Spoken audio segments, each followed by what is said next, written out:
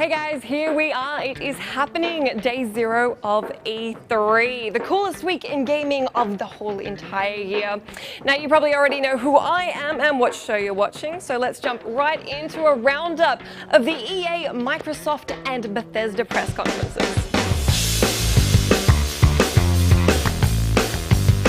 Bethesda's conference was all dismemberment, customization, and funnily enough, only one definitive edition. Whichever way you look at it though, Bethesda kicked off the conference season pretty damn strong.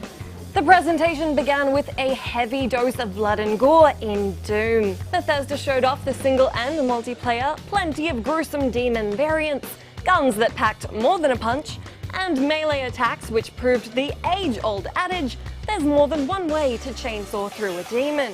A map and game editor called Doom Snapped Map was also revealed, as well as a spring 2016 release window. Battle Cry launched into a global beta alongside a new trailer, and we got another Elder Scrolls game that isn't the one we wanted. This time it was a strategy card game called Elder Scrolls Legends. In news of things we did want, Dishonored 2 is coming. You'll have your pick of protagonists between the original hero Corvo Attano and Emily Caldwin, who was featured as a child in the first game. Each character has their own powers and abilities, although a safe bet is that either way you'll feel pretty kick-ass. Dishonored 2 launches next spring in 2016, and it was revealed that a definitive edition of the first game is also on the way. Finally, Fallout 4 was paraded with a lengthy concept art trailer and a number of announcements, including a mobile game called Fallout Shelter that you can play on iOS right now, a real-life Pip-Boy complete with a slot for your phone which will come packed in the collector's edition, and a Fallout 4 release date that is less than 5 months away on November 10. That was all just the icing though. The meat of the presentation came via the sweet-looking single-player trailers, which revealed an optional gender for the protagonist and an intense level of customization for both the player character as well as armor and weapon modification. Bethesda also showed off a feature which will let you build up your own base with various objects however you please. Thanks in large part to the Fallout 4 news, Microsoft was pushed into a pretty tough spot by Bethesda, who set the bar pretty damn high. Luckily enough for Microsoft though, they caught the crowd's attention early with 2 simple words: backward compatibility. Microsoft earned themselves a pretty big applause by revealing that Xbox 360 games will eventually be playable on Xbox One. We were also treated to new Halo 5 Guardians gameplay, which followed protagonist Spartan Locke, as well as the new multiplayer mode entitled Warzone, which supports up to 24 players. It was revealed that not only will Fallout 4 on Xbox One come bundled with Fallout 3, but it will also support mods created on the PC. The Kinect was decidedly absent from the entire conference, although Microsoft did highlight their HoloLens tech with an impressive Minecraft demo. They also announced they will not only be teaming up with Oculus VR, but also Valve VR, seemingly forming a dream team to face off against the PS4's Project Morpheus. The Xbox Elite wireless controller was announced, which is promising pro-level precision, with hair trigger locks, swappable components, and button and paddle remapping. A spectacularly dark trailer for Dark Souls 3 landed, along with the info that the game will release in early 2016.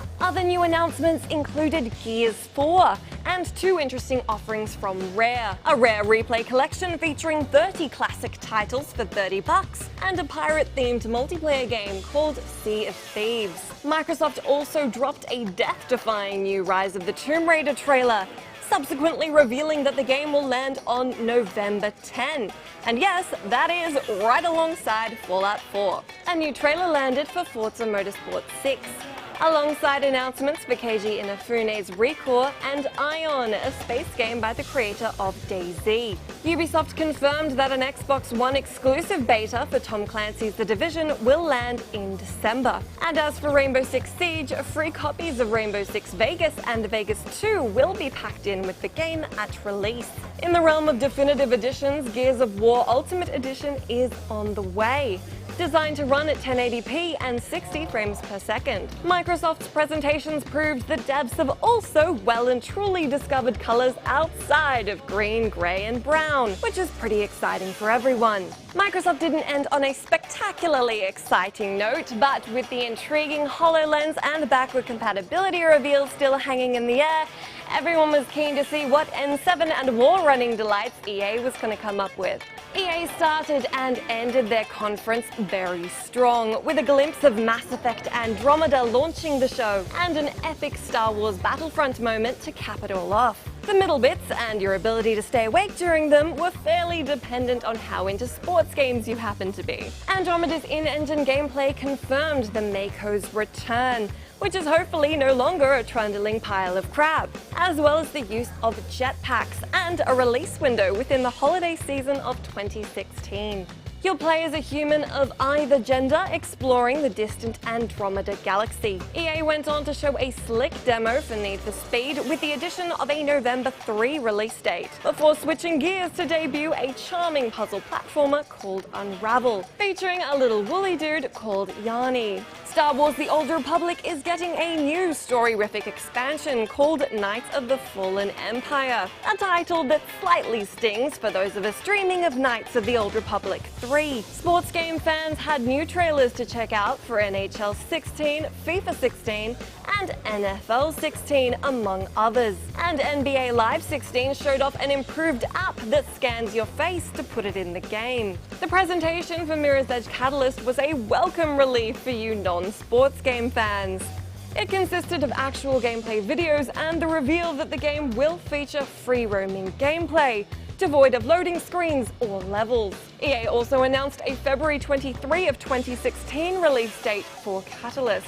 Finally, the highly anticipated Star Wars Battlefront presentation delivered gameplay footage for the first time. EA showed off the massive Battle of Hoth map and rounded out their conference with a super sweet Force choke by Darth Vader, followed by an epic Luke Skywalker versus Vader face-off.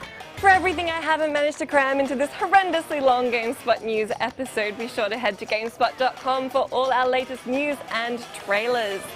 Tomorrow I'll have a rundown of all the highlights from the Ubisoft, Sony, Nintendo and Square Enix conferences, so be sure to check back then to get all caught up.